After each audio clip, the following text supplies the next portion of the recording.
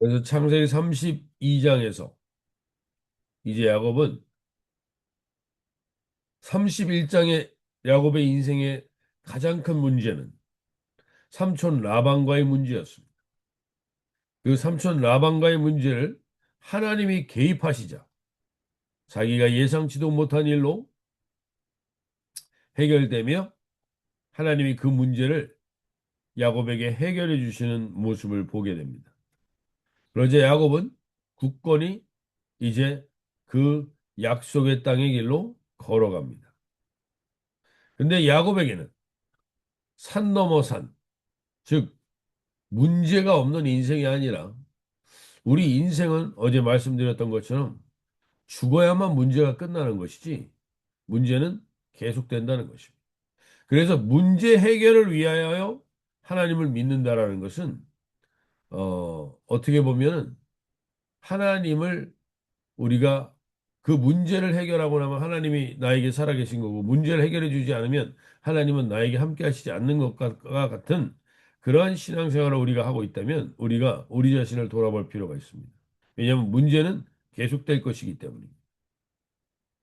문제 해결이 우리는 뭐 신앙의 목적이 아니라 그 하나님과의 동행이 목적인 것이죠. 결국 야곱은 자기 인생의 가장 큰 문제를 해결했지만 또 하나의 더 큰 문제가 남아 있습니다. 그건 형 에서와의 관계입니다. 그 형 에서와의 관계의 문제를 해결하지 않고 야곱은 이제 나름 거부가 되어 있습니다. 양떼와 소떼가 수백이 아니라 수천 마리에 가까운 이 떼를 이끌고 움직이고 있는 것입니다. 그래서 결국 야곱은 다른 곳에 가서 살아도 됩니다. 굳이 가나안 땅에 가서 자기 형 에서를 마주하지 않아도 됩니다. 그러나 야곱은 하나님의 약속, 하나님의 약속이 있는 땅으로 그 얘기를 드디어 옮기게 됩니다. 오늘 32장 1절에 보시면 야곱이 길을 가는데 하나님의 사자들이 그를 만난지라. 야곱이 길을 간다. 이 길을 간다라고 이렇게 써 있지만 이 히브리어 원어 성경에는 야곱이 그의 길을 가는데라고 되어 있습니다. 그의 길, 그의 길. 이 길은 하나님과 약속이 있었던 땅으로 가는 겁니다. 하나님이 약속하신 땅으로 돌아가는 것입니다. 오늘 우리 인생 가운데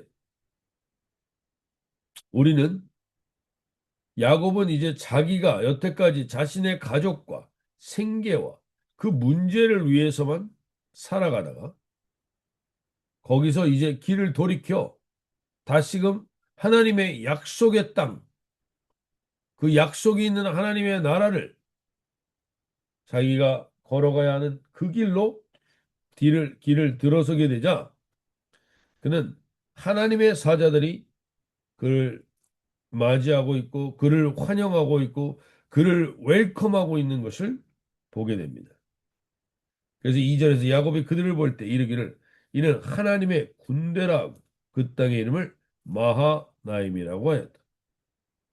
즉 하나님의 천사들이 하나님의 천사들이 우리와 함께하지만 그들이 우리를 맞이하고 우리에게 그 길을 예비하고 책임져 줄 것을 보여주는 그 길은 우리의 길이 아니라 하나님이 예비하신 길, 하나님이 나라를 준비하며 예배하신 그 길을 걸어갈 때 우리는 이 천사들을 만나게 됩니다.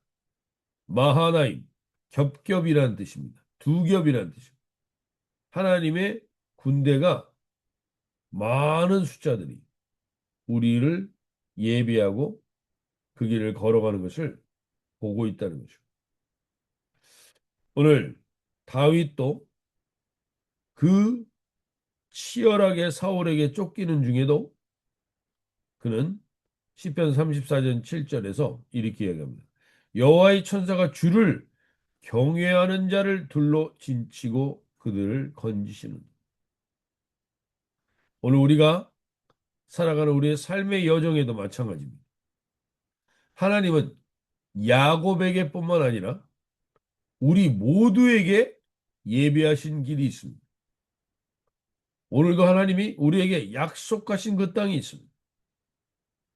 오늘 하나님 그 땅을 걸어갈 때 우리는 하나님의 천사들이 우리를 맞이하는 마하나임의 역사를 경험하는 이 하루가 되기를 소원합니다.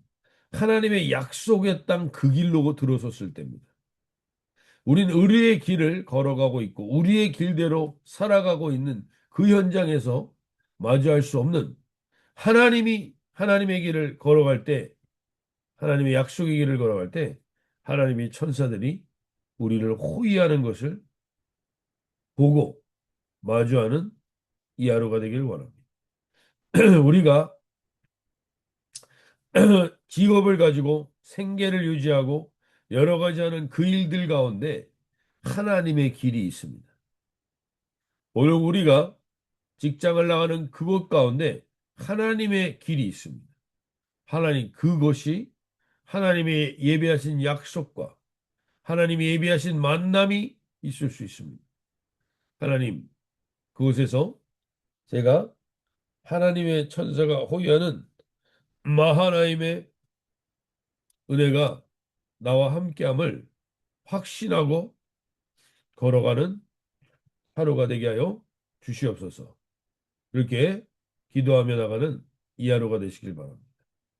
하나님께서 반드시 오늘도 은혜를 베푸시고 오늘도 하나님의 약속이 우리의 삶을 통해서 아주 작게나마 이루어지는 하나님 작은 것에서부터 시작되는 겁니다. 하나님의 일은 거창하고 그럴듯하게 드러나지 않습니다. 예수님은 한 번도 오셔서 거창한 것을 꿈꾸신 적도 없고 대규모를 꿈꾸신 적도 없고 그 한 사람 한 사람에게서 하나님의 나라를 보여주는 그 삶을 사셨습니다. 오늘 우리도 우리가 만나는 그 만남을 통하여서 하나님의 나라를 이 땅 가운데 드러내는 복된 하루가 되게 해달라고 기도하며 나갈 수 있길 바랍니다.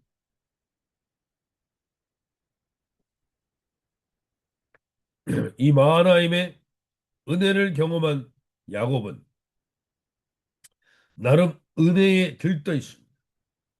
하나님의 역사가 이렇게 내가 하나님의 약속의 땅을 걸어가니까 이렇게 임하는구나. 라는 그 은혜로 그는 자기 형 에서에게 사람을 보냅니다. 사람을 보낼 때 이런 말을 담당하고 갑니다. 5절에 보시면 내게 소와 나귀와 양떼와 노비가 있으므로 사람을 보내어 내 주께 알리고 내 주께 은혜 받기를 원하나이다 하라. 그가 그 형 에서에게 메신저를 보내는데 용서를 구하기 이전에 나에게 소와 나귀와 양떼와 노비가 있다. 우리가 은혜를 받고 하나님의 천사가 나와 함께 하심을 보는 인생을 살게 될 때 우리는 알게 모르게 우리가 영적으로든지 육적으로든지 교만해질 수가 있습니다. 오늘 야곱은 형에게 먼저 용서를 구하고 자비를 베풀어 달라는 얘기하기 이전에 내게 소와 나귀와 양떼와 노비가 있다. 그러니까 내가 당신 소유물 뺏지 않을 거니까 나를 기꺼이 맞아달라 이런 식으로 메시지를 보냅니다. 그러자 5장 6절에서 사자들이 야곱에게 돌아와 이르되 우리가 주의 주인의 형 에서에게 이른즉 그가 400명을 거느리고 주인을 만나려고 오더이다. 400명을 거느리고 온다고 합니다. 그가 이 야곱이 이 에서가 야곱을 기꺼이 맞이할 거면 환영 인사만 보내면 되는데 400명의 군대를 데리고 온다는 죽이겠다는 겁니다. 내 앞에서 소유물을 자랑하고 언급이 한마디 용서의 언급도 없이 오는 야곱을 하나님이 치겠다는 거예요. 오늘 여기서 우리가 분명히 돌아봐야 될 것. 우리가 하나님의 약속의 땅으로 걸어가고 약속의 길로 걸어갈 때 하나님의 천사들이 우리를 환영하고 영적인 역사들이 일어나고 그때 우리가 제일 조심해야 되는 게 바로 이 교만입니다. 영적으로 우리는 본능적으로 교만해질 수 있습니다. 하나님의 이름을 이야기하면서도 우리는 교만한 태도를 가지고 있을 수 있습니다. 본질적으로 우리 안에는 하나님의 약속을 얘기하고 내가 하나님의 약속을 감당하는 사명자라고 이야기하면서 그러면서 교만한 태도를 가질 수 있습니다. 오늘 그때 이런 결과가 오는 겁니다. 세상은 야곱은 이 형이 400명을 거느리고 온다는 이야기를 듣자마자 7절에서 심히 들떠 있었던 이 야곱이 심히 두렵고 답답하여 자기와 함께한 동행자와 양과 소와 낙대를 두 떼로 나누고 심히 두려워하면서 가장 먼저 하는 행동이 뭐냐? 야곱은 바로 또 두 떼로 나눕니다. 야곱은 야곱의 인생 가운데 하나님의 이름을 언급할 수밖에 없고 하나님의 은혜를 언급할 수밖에 없는 자이지만 늘 자기의 계산이 앞섭니다. 자기의 생각이 앞섭니다. 이게 야곱의 계속된 모습입니다. 거기서 또 계산하면서 두 때로 나누고 거기서도 또 자기의 우선순위대로 탁 사람들을 나눠서 여종들의 자식들을 먼저 보내고 그 다음에 레아의 자식을 보내고 자기가 가장 사랑했던 라헬과 그 자식들을 맨 나중에 보내고 그리고 맨 마지막에는 누가 있냐? 자기가 있습니다. 이게 야곱의 순서입니다. 야곱은 하나님을 인정하고 하나님의 약속을 믿지만 늘 그 안에 내가 내 우선순위가 있습니다. 결국 그 결과는 에서의 분노를 일으켰고 에서는 400명의 군사를 거느리고 야곱을 맞이하러 옵니다. 그러자 그는 드디어 하나님 앞에 무릎을 꿇고 기도하기 시작합니다.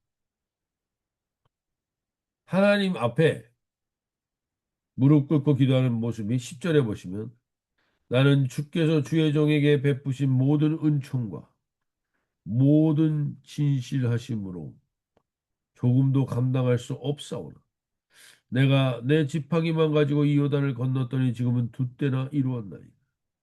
내가 주께 간구하오니 내 영의 손에서 에서의 손에서 나를 건져내시옵소서. 내가 그를 두려워하면 그가 와서 나와 내 처자들을 칠까 겁이 나기 때문입니다. 우리가 기도할 때 처음부터 주기도문이 바로 터져 나오지 않습니다. 처음에는 내 속에 있는 말을 낱낱이 아뢰는 것입니다. 오늘 우리에게 여러 가지 상황들에 놓여 있는 분들이 있을 겁니다. 그분들의 일상을 오늘 하나님께 낱낱이 아뢰십시오.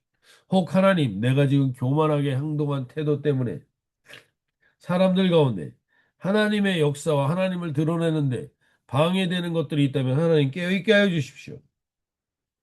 그러면서 내 속마음을 다 얘기하는 겁니다. 내가 이렇게 하나님 두 때나 이루었습니다. 감사합니다.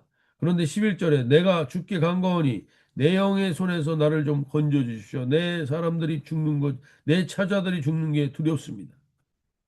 그러한 속마음을 하나님께 과감 없이 다 아뢰는 게 온전한 기도입니다. 근데 그렇게 기도를 끝내면 안 되고 그 속마음을 다 아뢰고 하나님과 그 릴레이션십을 갖지만 마지막에는 이렇게 기도하는 겁니다. 12절에 주께서 말씀하시기를 내가 반드시 내게 은혜를 베풀어 내 씨로 바다에 셀 수 없는 모래와 같이 많게 하리라 하셨나이다. 즉 마지막은 하나님의 약속이 무엇입니까? 라고 묻습니다. 오늘 우리 안에 있는 여러 가지 마음들이 있으실 수 있습니다. 그 마음을 하나님께 과감없이 다 아뢰십시오. 그러나 마지막 결론은 무엇입니까? 마지막 결론은 하나님의 약속이 무엇이냐? 하나님은 야곱에게만 약속하시고 야곱에게만 계획을 갖고 계신 게 아닙니다. 하나님은 우리 모두에게 약속하시고 계획을 가지고 계십니다.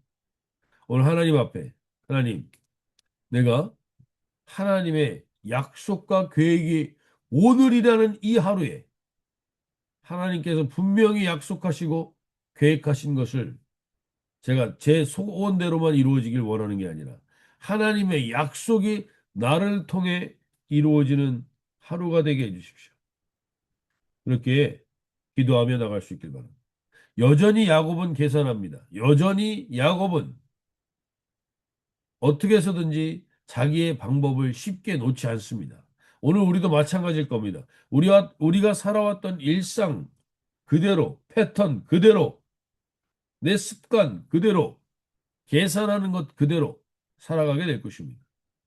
그러나 그 안에서 우리가 한 가지만을 더 놓치지 않고 붙들길 원하는 것은 하나님, 하나님이 오늘 우리에게 약속하신 하나님이 나를 통해서 오늘이라는 이 하루를 주신 게 우연이 아닐 텐데 오늘 이 하루를 통해서 하나님이 약속이 이루어지기를 원하시는 게 무엇입니까?